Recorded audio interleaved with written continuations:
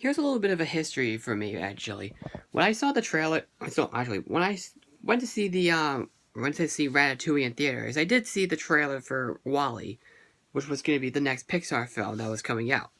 So I saw the trailer for it, and it showed like some storyboards, and it was showing what was going to happen at first. So we already basically know the story of Wall-E so far, but I'll get to that in a minute. But this is good. This is what director Andrew Stanton, the director of Finding Nemo and Finding Dory, wanted to do. This was when Pixar was like starting to go up to phase in with their animated films. This was in production for so many years. So, he was like talking about this after Toy Story was released. They weren't, but he wasn't able to like get that done yet. So they finally made him do it. So now, he has finally made his movie that he wanted to make for a while. Does it live up to the hype? Well, there's actually a bit of a crowd of people that's a bit of a mix. That's to say that no one likes this movie. I mean, a lot of people really do. It's just that there's actually half of the people actually just love the first half a little bit more than the second half, but still enjoy it all around, or they just adore it from beginning to end. I personally loved it from beginning to end.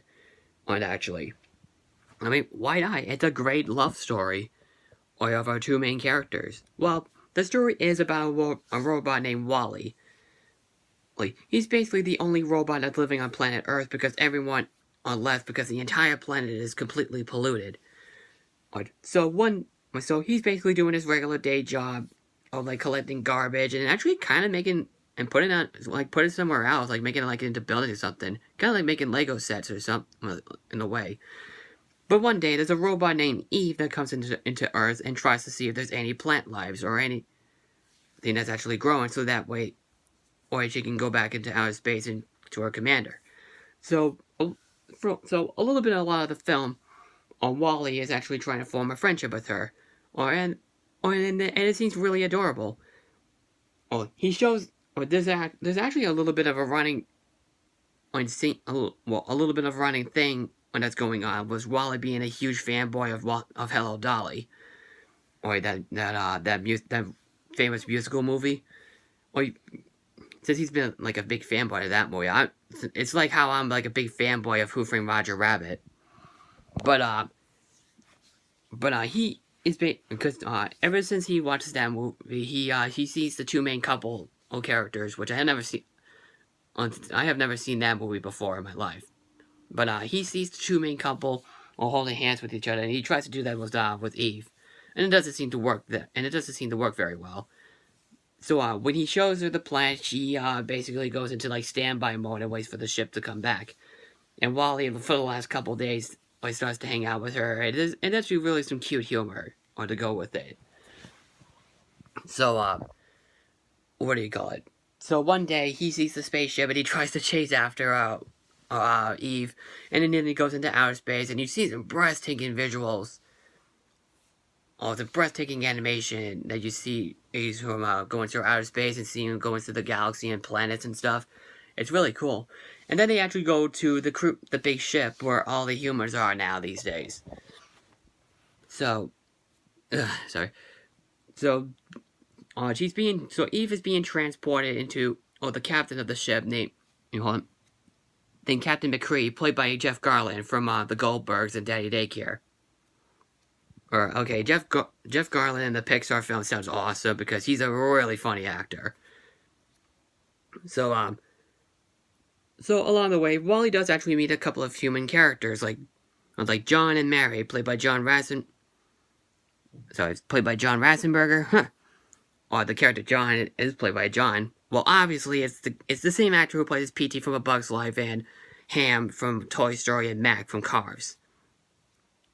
He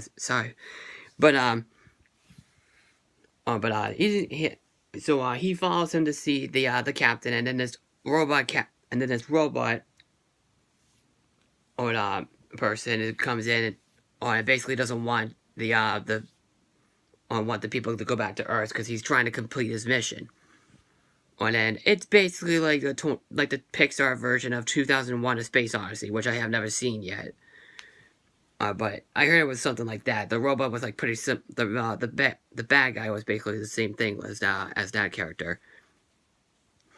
But along the way, you see, but that's pretty much it for the rest of the plot. And yeah, there's really nothing wrong with the story. All the characters are very memorable. I love I do love the robot Wall-E. He's an adorable character. Eve is adorable as hell too. Oh, I think the most cutest character to me is actually Mo. Oh, the one that has to clean up the floor from Wall-E's from Wall-E himself. Oh, and then this thing pops up into Mo's eyes, and it's like from contentment. Oh, it's so funny, and the way he makes it sounds is just pure adorable. I just love that character. And there's actually an announcer, in the movie, voiced by Sigourney Weaver, which you will see her in Finding Dory. And I'll get to that when I get to that. But the animation, like I said, brilliant. Like some of the best of Pixar I've seen so far. So, like the way it's shot in outer space, it looks really great. And the world that they're in, and the ship that they're in so far is actually very creative, and it's a lot of fun and very inventive to see. I do love I do buy the love relationship between Wall-E and Eve. It's a very believable romance. And besides, Wall-E's just basically lonely on planet Earth. I mean, you can't blame him. And then Eve is born like there's a little bit of the strict and stern character, but then she will show a ton of heart or something. I love seeing a character like that. It's almost like a Beauty and the Beast kind of story. Well, it's not. Well, you probably know what I'm trying to talk about. But Jeff Garlin, of course, great as always. He's very funny as the captain. He's just a great actor. He's like a lot of fun.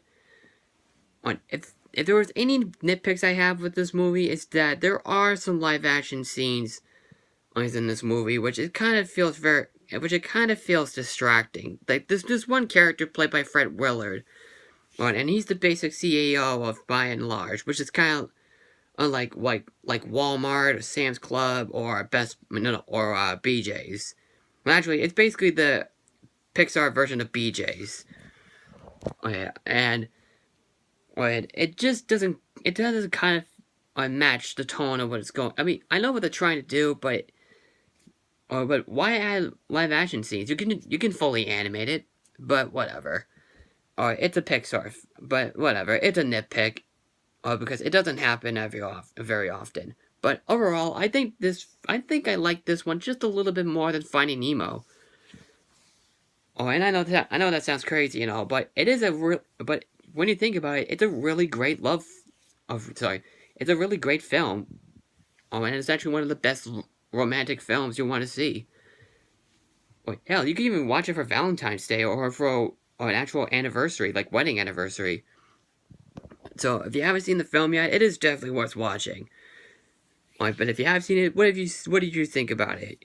Just comment below, follow me on Twitter and Facebook and Stardust. Don't forget to subscribe, share the video, and click like on this video, and I will see you in the next video. Take care.